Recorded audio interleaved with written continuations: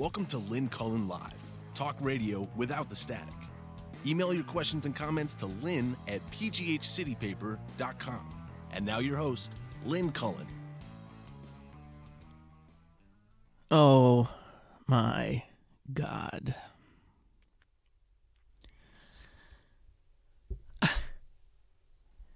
I don't even. So, I think I said earlier in the week, last week, who knows what, that how fearful I had been during the Watergate era. And on the night of the Saturday Night Massacre, I remember truly feeling fear that, excuse me, see, they're choking and hobbling the media. I was slipped a Mickey or something. There's nothing that will surprise me anymore. I don't. Oh, shit. Got a serious problem here.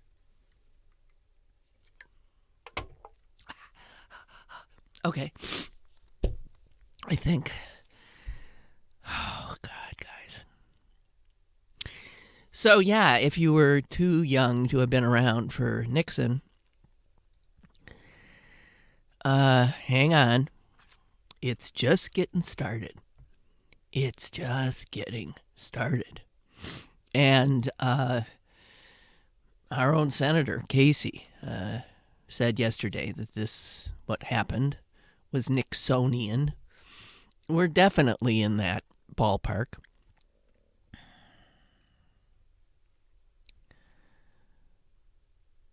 And the temerity, the gall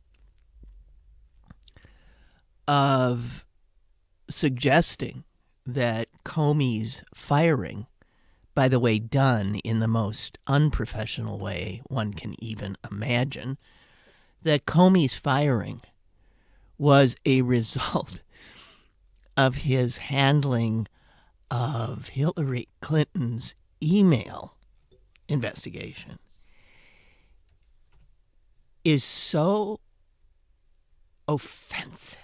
So what unbearable gall it takes to be lied to in that manner. They don't even bother coming up with good cover stories. They just throw something out there. How outraged they were. Even though all evidence shows that Donald Trump loved what Comey did. Sometimes.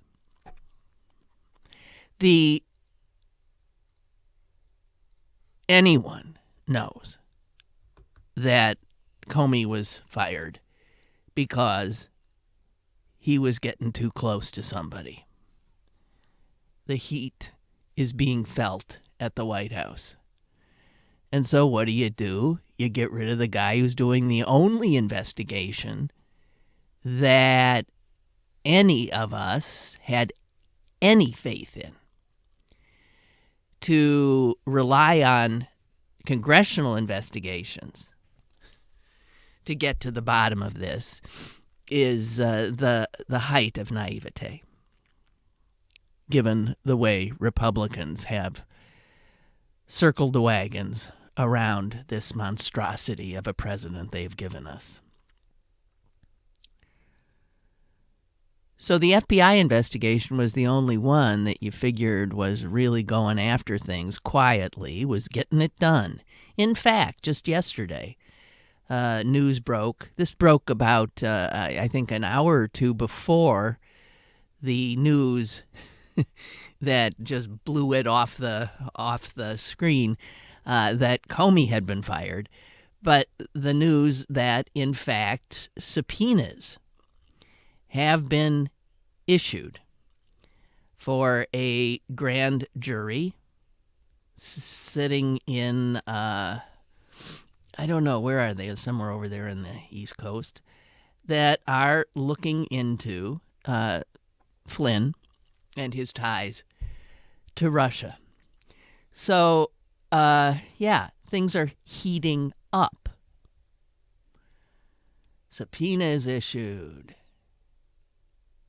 Comey fired.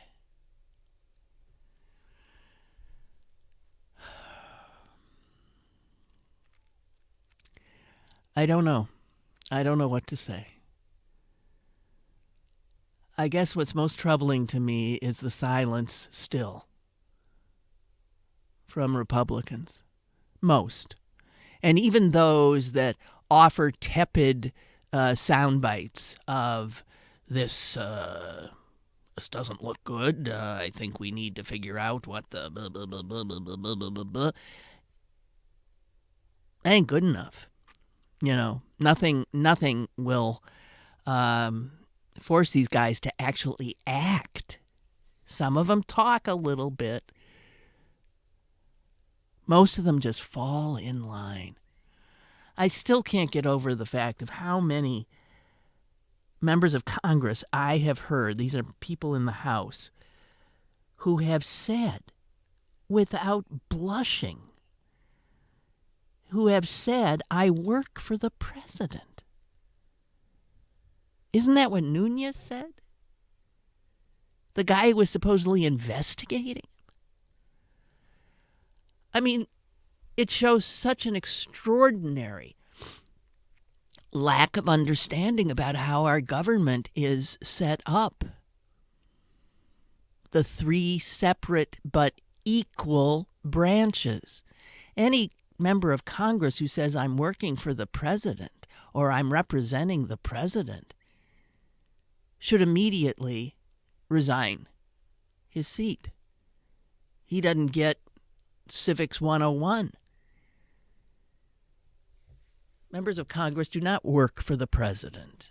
They are a co-equal branch. But what we have now is a party, that would be the Republicans, who have secured control of all three branches and who value that power more than they value the country. So to suggest that we are in a constitutional crisis right now is not overstating the case. Our country can survive these things when it functions as it is supposed to function. It survived Nixon. But let us recall, it survived Nixon because the Republican Party at that juncture actually had in it some men of honor. And I say men advisedly. Who rose above party and followed the crumbs where they led. Their president be damned. We don't have that now. So the checks and balances only work if there are honorable people holding the power in those three branches. There are some, but I don't think they're enough. If there is not an independent counsel chosen now, appointed now, somebody totally free, unencumbered by people above him who can yank them out, then we're in big trouble. And even then we might be in trouble. You'll recall the Saturday Night Massacre. What happened is Nixon actually fired the special prosecutor. Trump hasn't quite risen to that level yet. But when Nixon did so, honorable men refused to go along with it. And the beginning of the end of Nixon occurred. I don't see this happening here. I mean, it's early. But the explanation that the White House and the Justice Department have given for this dismissal is laughable on its face. And there is nobody who can pretend to have any intellectual honesty whatsoever who would defend this and accept the rationale. I'm not going to repeat what a million other people have already said, but obviously, if this were the rationale, things that happened, all of the blistering commentary in the memo that came out of the Justice Department had to do with events last summer that Comey did and last fall, well before Donald Trump held the presidency. So once he got into the White House, day one, as he was fond of saying, if he were so appalled by this, he would have canned Comey then.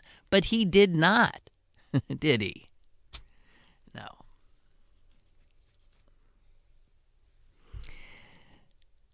There is no doubt that Comey was fired because he was pursuing and continuing an active investigation that could well bring down this president and send more than a few of his minions to jail.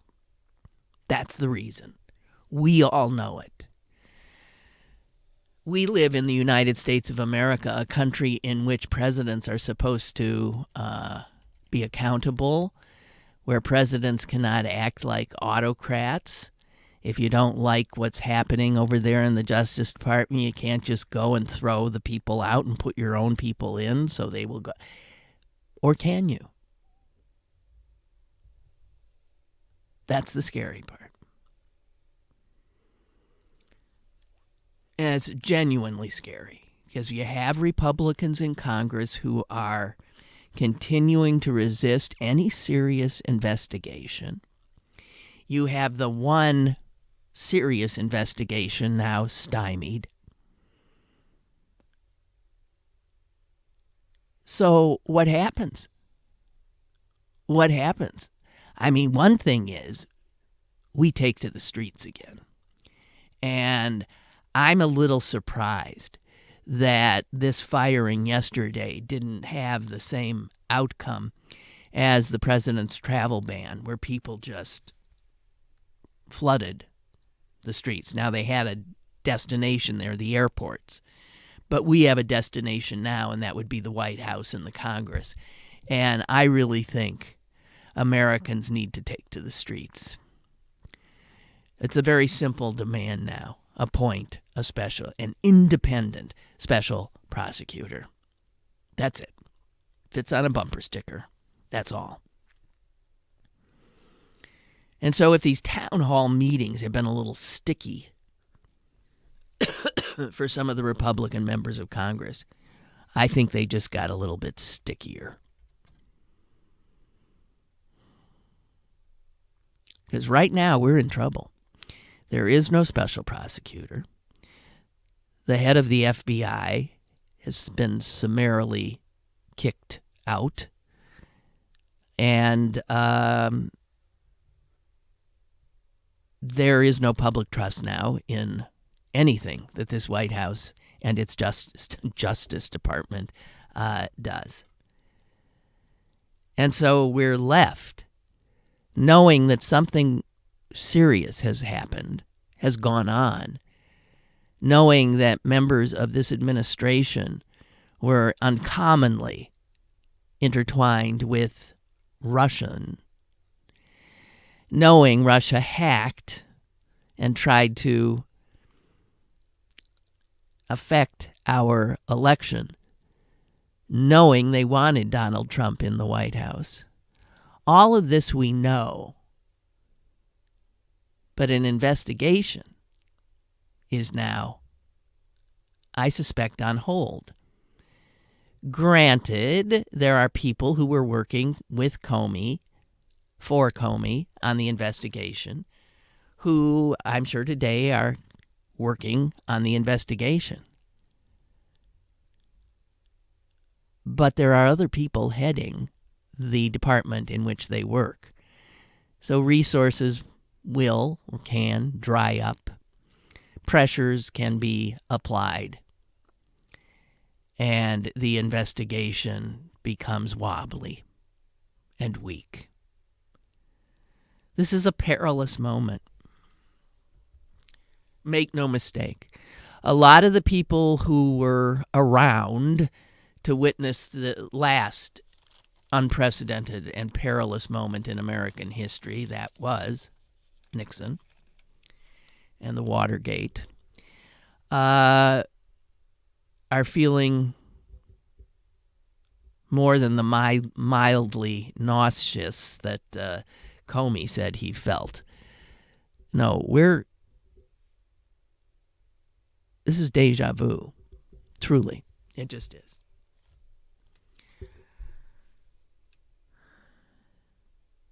I couldn't believe it when I saw it. I'm sure everybody's reaction was the same. What?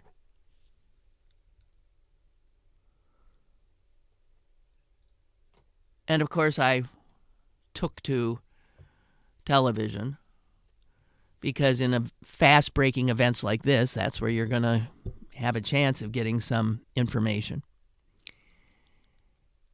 And at one point, I walked into my living room, and on the screen, I think it was on MSNBC at that point, and on the screen, it was a split screen. On one side was John Dean, who had been Richard Nixon's counsel, White House counsel, and who, as you know, went to jail in that scandal, but who also helped blow the whistle and take Nixon down. There he is on one side of the screen, looking very much like he was reliving some nightmare. And on the other side of the screen is an aerial picture of a black SUV driving on the HOV lane of a Los Angeles freeway. And believe me, I mean, I had a moment where I just sort of because that image conjured up one thing and would have done it for a million other people. It looked just like the slow chase in the O.J. Simpson drama. All these stories, Watergate, O.J., and now today, and they all sort of melding together into this one riveting, in real time, event being played out. We were watching Comey's SUV, apparently, because we knew he was out, and he was heading back to the airport, and all the scuttlebutt was, can he fly out on the plane he flew in on? The plane he flew in on was paid for by the United States government. He's no longer an employee. How's he getting out? Silly little stuff like that. But you have to keep talking, right? And amazingly, it really is amazing that he has few fans, by the way. I mean, he has, I think, an overinflated view of his moral probity. It's why he felt secure in going outside the usual bounds because he knew better than anyone else. He felt his moral rectitude was higher than anybody else, and in that hubris, he helped bring himself down, although that is not why he was fired. It's why you hear a lot of Democrats now not crying about his dismissal, but howling about why and how it was done.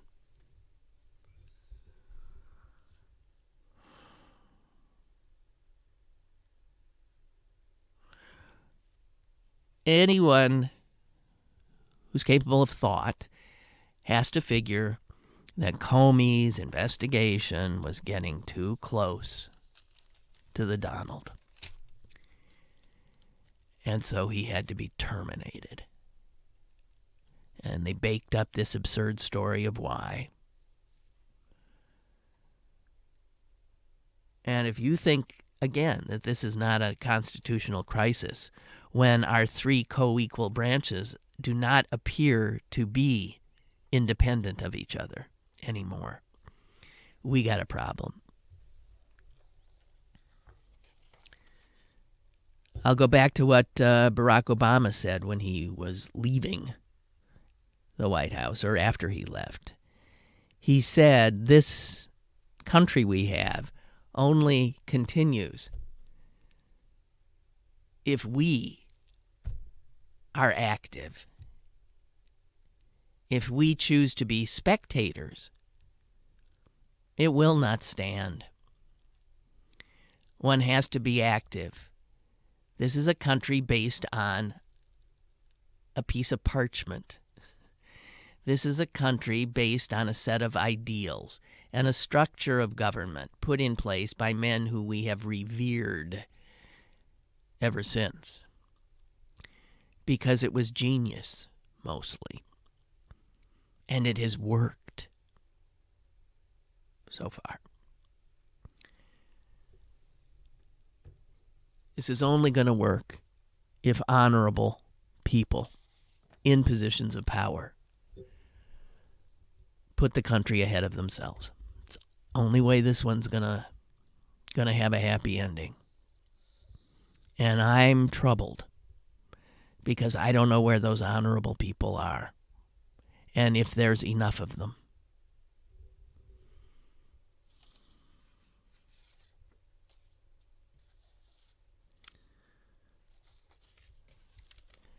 The number of impeachable offenses that are being committed like on a daily basis by this White House is mind-blowing. And I don't know what it will take for the Congress to do its job. I see no indication that they're intending to do so. And I have reason to fear that this is the beginning of the end, not of Donald Trump, but of this great experiment, the United States of America. Okay, let's see what you guys had to say. Chuck says, in October of 1973, I was 14 years old. I was newly married, and I was 25.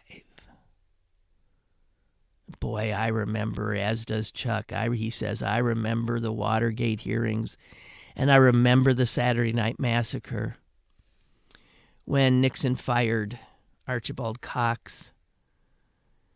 The Attorney General and the Deputy Attorney General then resigned. Yes, they did. Honorable men. Elliot Richardson, the Attorney General, in all his patrician splendor, resigned. A Republican, in a Republican administration. He said, I'm not a party to this. He resigns. His second resigns. Why I'm blanking on the name, I don't know. And it took, who did they finally find? I think it was Robert Bork, right? Sure. Robert Bork said, "You got some dirty work to do, I'll do it, because I'm more of an ideologue than I am a patriot."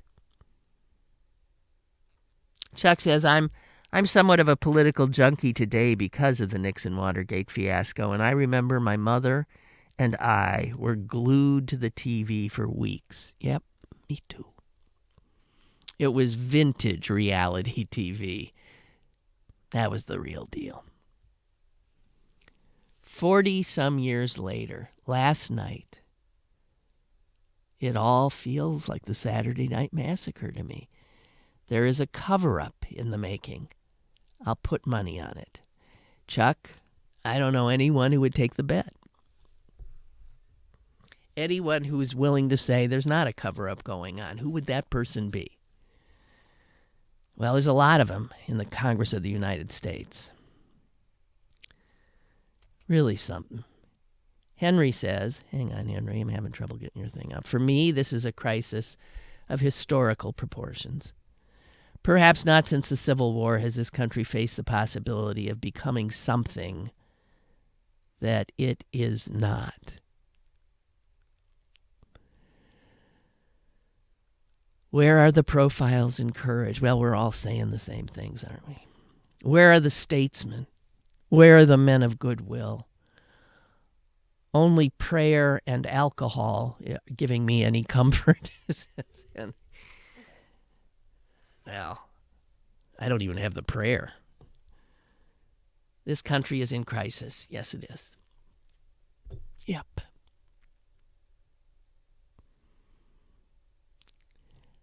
If we lose our battle, this battle, to get the special prosecutor, to get to the bottom of this, to hold people responsible, we will lose our country.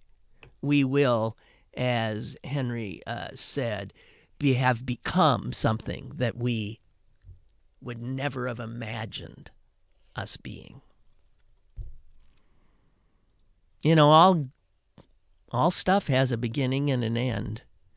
And any thought that, the United States of America was just going to go on, faldy-raldy, being just the wondrous country? I mean, it's been clear for a little while that we're starting to look a little stumble-bummish, that we're have a population that doesn't know what this country's about, that mistakes bumper stickers and flag waving as patriotism.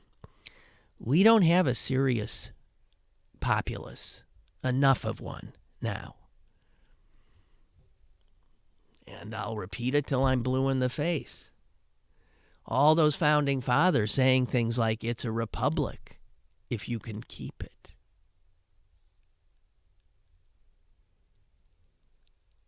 Or this won't work without an informed citizenry. They weren't blowing smoke. They were telling us the truth. And now we're living in the land of consequences, of being spectators, of getting fat and lazy. I don't know. I don't think you can overstate the case.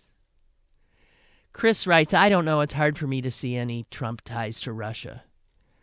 Except, for the Flynn thing and the Manafort thing and the Tillerson thing and the Sessions thing and the Kushner thing and the Carter Page thing and the Roger Stone thing and the Felix Sater thing and the Boris Epstein thing and the Rosneft thing, and the Gazprom thing, and the Sergei Gorkov banker thing, and the Azerbaijan thing, and the I Love Putin thing, and the Trump Jr. thing, and the Sergei Kislyak thing, and the Russian affiliated interest thing, and the Russian business interest thing, and the Emollients Clause thing, and the Alex Schneider thing and the hack of the DNC thing, and we could continue. Perhaps he does. He does.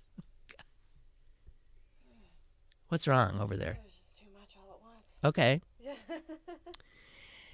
And the Guccifer 2.0 thing, and the Mike Pence I don't know anything thing, and the Russians mysteriously dying thing, and the Trump's public request to Russia to hack Hillary's email thing, and the Trump house sale for $100 million at the bottom of the housing bust to the Russian fertilizer king thing, and then the Russian fertilizer king's plane showing up in Concord, North Carolina during Trump's rally campaign thing, and the Nunes sudden flight to the White House in the night thing, and the Nunes personal investment in the Russian winery thing. I don't even know about some of this stuff.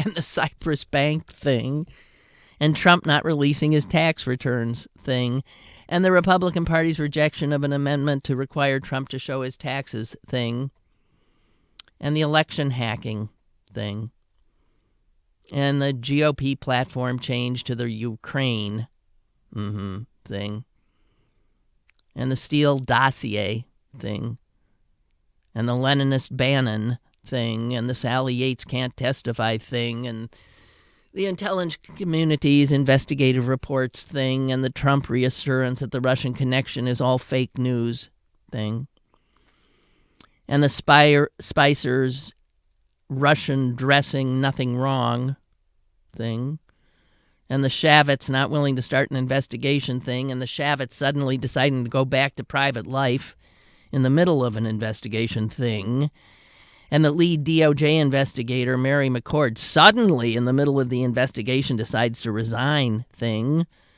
and the appointment of Pam Bondi, who was bribed by Trump in the Trump University scandal, appointed to head the investigation thing, and the White House going into full-on cover-up mode, refusing to turn over the documents related to the hiring and subsequent firing of Flynn thing,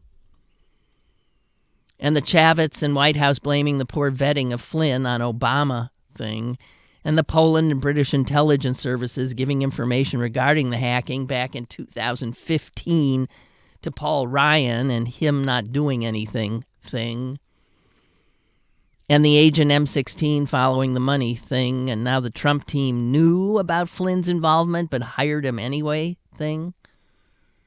Oh, yeah, and the Corey Lewandowski thing, and the Preet Bharara firing. Before he left, he transferred evidence against Trump to a state-level Schneiderman thing. And the Betsy DeVos brother thing, and the Sebastian Gorka thing, and the Greg Gianforte from Montana thing, and the Pence actually was warned about Flynn before he was hired thing. Oh, my God. And the 7 allies coming forward with audio where Trump was picked up in incidental wiretapping thing, and the Obama coming forward and saying he warned Trump directly thing, and the Trump wants to veto Sally Yates' testimony thing, and the Trump tweets attacking Yates and defending Flynn thing, and the no evidence of collusion attributed to Clapper, who never said such a thing, and the 18 days before Flynn was fired thing, and the witness intimidation through tweets thing. Other than those things, there's probably nothing here. Wow. Chris. Wow. That's amazing. Amazing.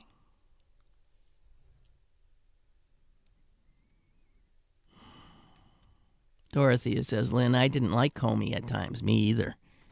Oh, God, me either. I wanted him fired. I wanted his head.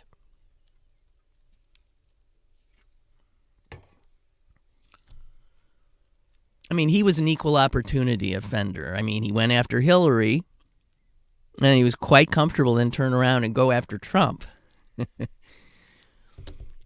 Well, you can't do that. I felt that his letter 8 days before the election certainly contributed to her loss. It sure didn't help, did it? I don't buy his dramatic explanation that he had no choice but to reveal the information about Weiner's laptop. I don't either. All that said, I continue to trust him as FBI director.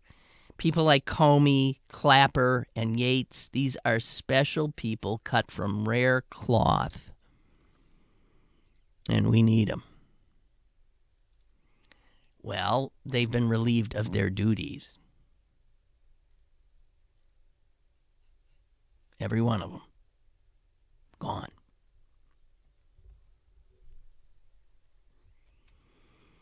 Beth writes, I called the office of my congressman, a Republican, David McKinley, this morning.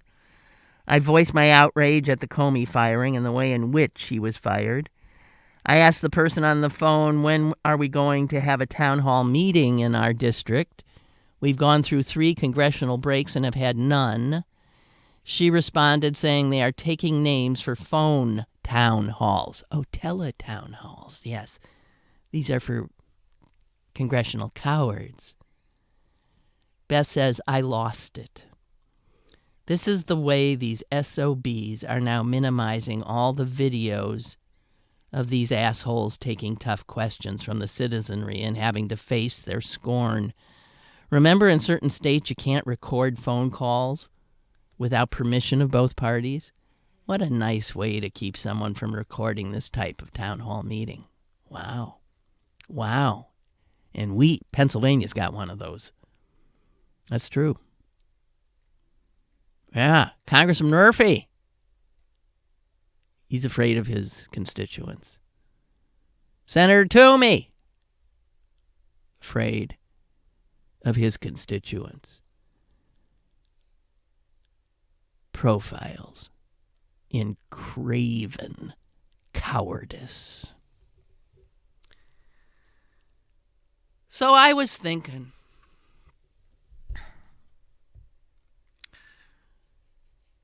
Republicans don't believe in government. We know that.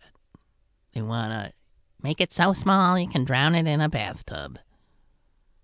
In those infamous words of Grover Norquist. Remember when a Republican could not get elected in this country unless they signed the Grover Norquist pledge, which said, I will not, under any circumstances, for any purposes whatsoever, raise taxes? I think there was some small print, unless, of course, it's a Pentagon budget. So they don't believe in government. So then why do they seek to be in it? Because they believe in the exercise of power.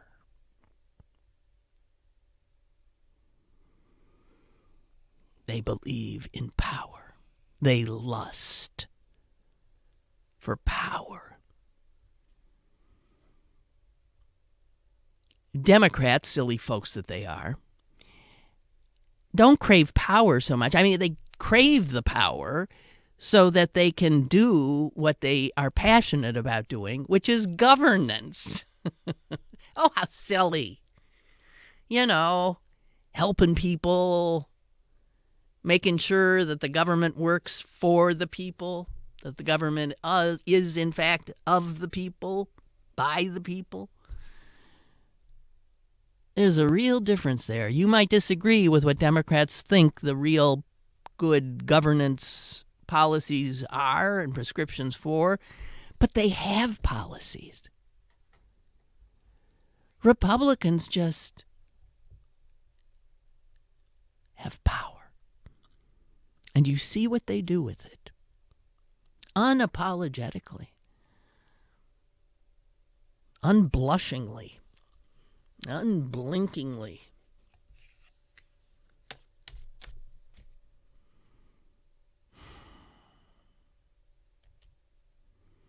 Little Tony said, Lynn, was that email you read a local listener? Wow, was that awesome. It should be shared with a wider audience. Yeah, I'll see what I can do to get it out there. Chris said she copied and pasted this from comments she saw on Facebook. So she She put it together. Yeah, I think. It's a beaut. That is a beaut.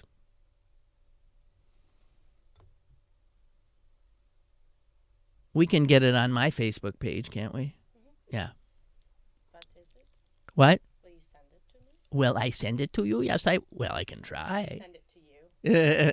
Right, whatever. We're having a little difficulty from me sending things from this computer. Ed writes, I know that you don't have time to read this now, but here's something about U.S. money markets, and China is about to hold a giant meeting on spending billions to reshape the world. Why not? The U.S. is essentially leaderless. The guy who is supposedly our president is reordering all alliances. We don't know who are. He treats our allies like crap. Remember Angela Merkel wouldn't even shake her hand? Remember him pouting in the Oval Office, looking at the floor? In France, he gave a you go get 'em, girl, to the Nazi, Marine Le Pen.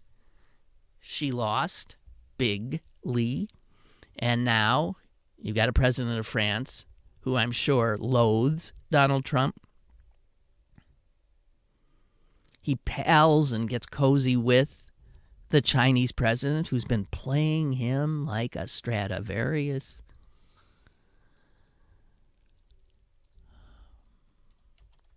You have a foreign policy that lurches from pole to pole, where the president makes one pronouncement, the Secretary of State totally says the opposite.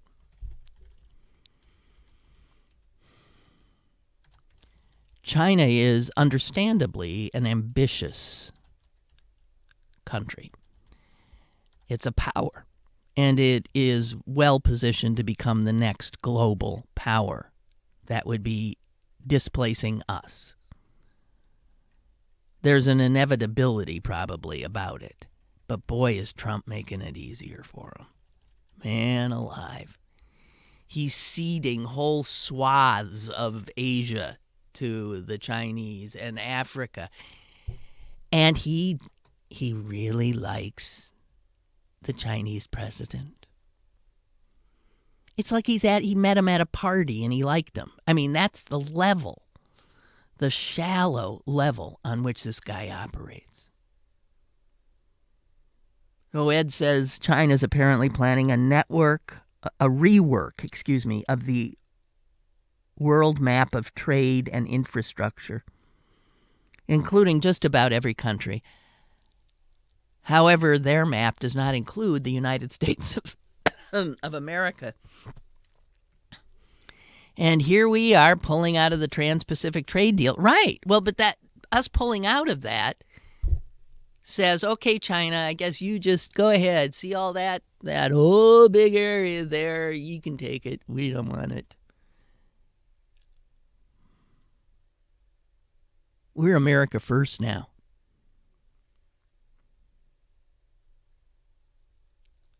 I think we're going to be bypassed by the rest of the world as it moves forward. Will we ever catch up? I don't know. I mean,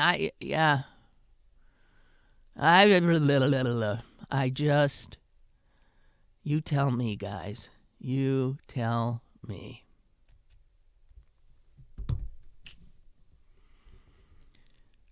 And it's hard to keep track of all the other stuff that's going on when something this astonishing is occurring.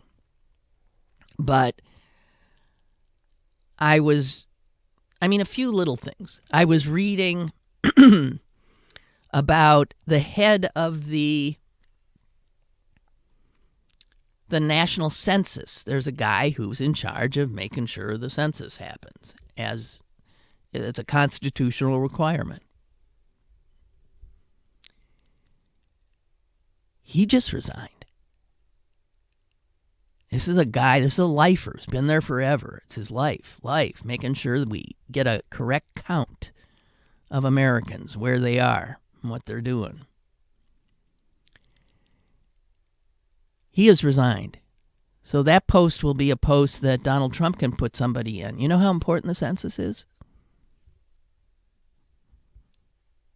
You know all the gerrymandering that's gone on in all these Republican-controlled states? What do they use to do that? They use the numbers from the census. So the professional is out. Partly, I think, he was chagrined that he couldn't do the job anymore because the Trump people have slashed his budget. I wonder who's going to be counting us. Next time around. Little things like that you read, and they barely even register because there's so much else. So much else. Did you see what happened in Charleston, West Virginia the other day? I think it was yesterday. Did you see that? The Health and Human Services Secretary, the loathsome Tom Price, was visiting, and he was walking down, I guess, a hallway in the Capitol building in Charleston, and one of the veteran West Virginia Capitol reporters was doing what reporters do, was tailing him. The reporter's name is Dan Heyman. And Dan Heyman was doing what we see reporters do all the time. He was holding up his phone, using it as a tape recorder. And he wanted an answer to one specific question about the Republican, Trump care, about the replacement for Obamacare. And what he was asking over and over again and not getting an answer, as Tom Price decided he was deaf and kept walking forward, he was asking him, sir, under the new bill, would domestic violence be considered a pre-existing condition? It's an interesting question, a little bit. I mean, if you're chasing the Department of Health and Human Services down a corridor, that's an interesting one. And he wanted to know the answer. Is domestic violence a pre-existing condition? He asked. No answer. He asked it again. He asked it again. Heyman later said, I just persisted because he wasn't saying anything. In other words, this veteran reporter was doing what he's done every day he goes to work. He was doing his job. He's still asking the question when he feels his arm encircled by a beefy hand that pulls him aside, handcuffs him, and he finds himself arrested. He finds himself in jail. This happened yesterday. A reporter was jailed for persisting in asking a question of a cabinet secretary. He's been released on $5,000 bail. Now, let me tell you something. There ain't no way he's getting convicted of anything. I don't know this, but the ACLU will be on that like, I'm sure they already are. He was arrested, by the way, for the charge was disruption of government processes. Yeah. Well, welcome to living in a autocracy. Welcome. Living in a country in which the First Amendment has been forgotten, apparently. But we do have these people called reporters who are free to ask, free to ask whatever questions they want, especially in a public setting of a public building for a government that supposedly represents the people who the reporter is asking the questions for. And in this era, it barely even creates a ripple that this guy was handcuffed, fingerprinted, jailed for doing his job. The complaint states, Heyman was causing a disturbance by yelling questions at Secretary Price. Oh, and Kellyanne Conway was there too. He was causing a disturbance by yelling questions. How many times have you seen presidents leaving the White House and there's a whole bunch of reporters there yelling questions? That's what reporters do.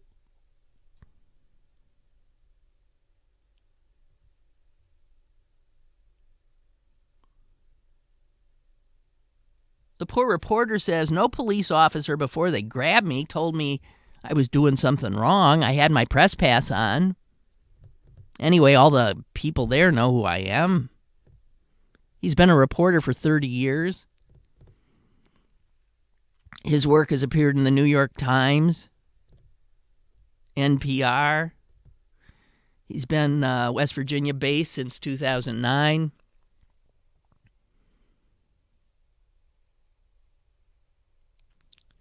Oh, yeah. The ACLU.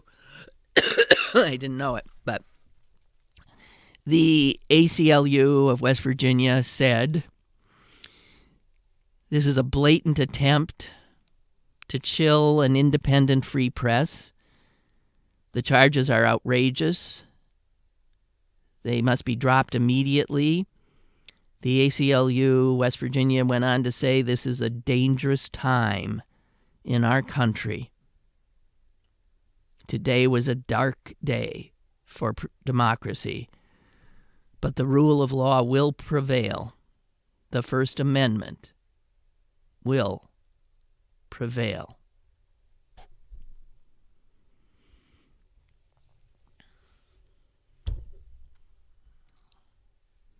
You know what? We say things like that because we can't imagine anything else, right?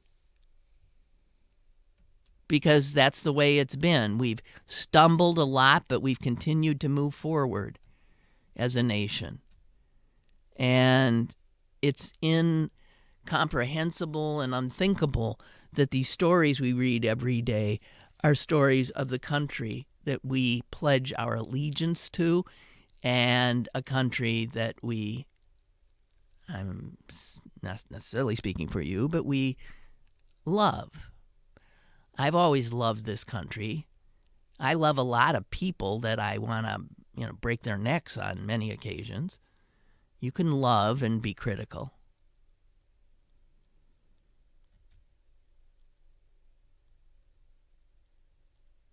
Oh, Ron in Macon, Georgia is saying that I don't know except the thing. He said it's all over Facebook. Okay. And it says author unknown. So, Chris wasn't pretending to put it together. She's saying I cut and pasted it from Facebook. Okay, I get it now. Somebody put that up there.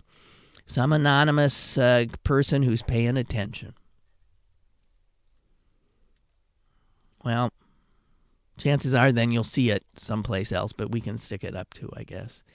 Denise writes, my son is graduating from college in a couple of weeks and has taken a job overseas. Many people have asked if this worries me. I tell them he would be in more danger, especially from gun violence, if he stayed here. I'm also sorry to say that I wonder if this will be a country that he will want to return to raise his own family. I can't believe I'm even thinking this. It makes me profoundly sad.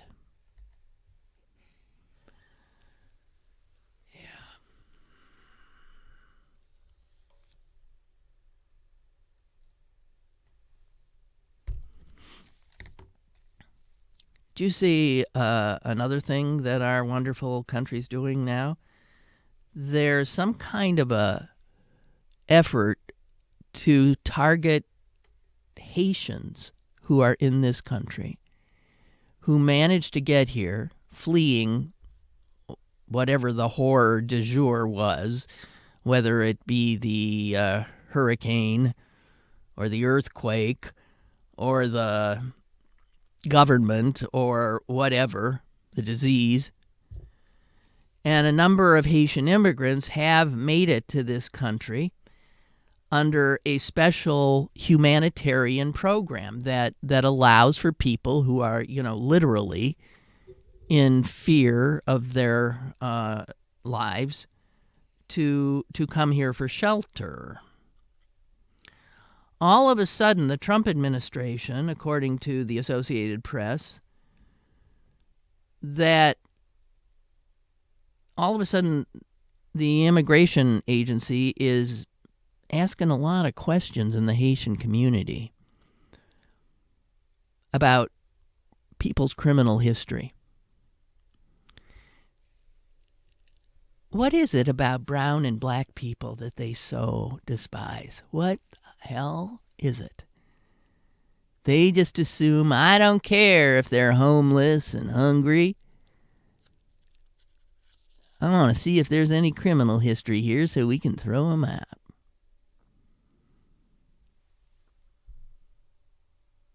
What the hell? Oh, and you missed this in all the news yesterday. We now have a new head of the Food and Drug Administration, and let's just say it's a classic Trump choice.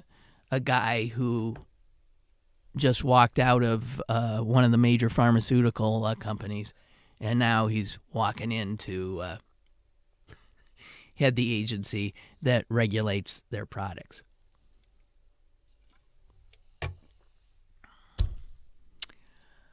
Oh, dear God. So, I got a minute left. So let's just say big game in Pittsburgh tonight. It's the 7th game. It's a must-win. Penguins I'm talking about. And I just want you to know that the Wall Street Journal front page had a nice little story about the woman who sits at the Penguin games knitting. Have you seen her? She has these great seats all the time. She's like right there. And she's always like this. She's looking, but her hands are going like a mile a minute. She's made huge cowls, sweaters, booties, mittens, all through the hockey season. And she says she does it so she can bear to be at the game. She says it calms her. She says, when I knit, I focus on the play without screaming at the players or the coaches, and it's actually saved my husband's ears. She got national attention because somebody at, I guess, the last Capitals-Penguins game or 2 games ago, who is a analyst, former player and analyst, he saw her and then tweeted, come on, you can't be knitting at an NHL Stanley Cup playoff game. And all hell broke loose because so many people, Penguin fans, know she is the quintessential fan. She is always there. She is always knitted. And you know what's even more amazing? She doesn't even live here. She drives 500 miles to see the Penguins game. She lives somewhere in Maryland. I'm just saying. There she is, Michelle Miller. It's her husband who turned her on to hockey, and she just became totally a fan of the Penguins. She knows everything there is to know, but the only way she can watch is by knitting. And she must be a hell of a knitter, because, I mean, if you can knit like that, but you're not looking, you're just doing this. 44-year-old Michelle Miller Headline, Wall Street Journal, stop needling the knitting lady at Pittsburgh Penguins games. Oh, I'm glad we were able to end on a little bit of a laugh. Thank you, knitting lady. And go Pens, because what the hell, the country's going to hell. Maybe we could just, have a momentary feeling of good cheer if the Penguins would win. Otherwise, it's going to be very depressing tomorrow. Oh, by the way, tomorrow, the head of Planned Parenthood of Western PA, Kim Everett, will be here. This is one extraordinary, smart cookie of a woman, and may I add, courageous. See ya. Lynn Cullen Live, Monday through Friday from 10 a.m. to 11 a.m. and archived at pghcitypaper.com. The opinions expressed on Lynn Cullen Live are those of the host and do not necessarily reflect the viewpoints of Pittsburgh City Paper or its advertisers.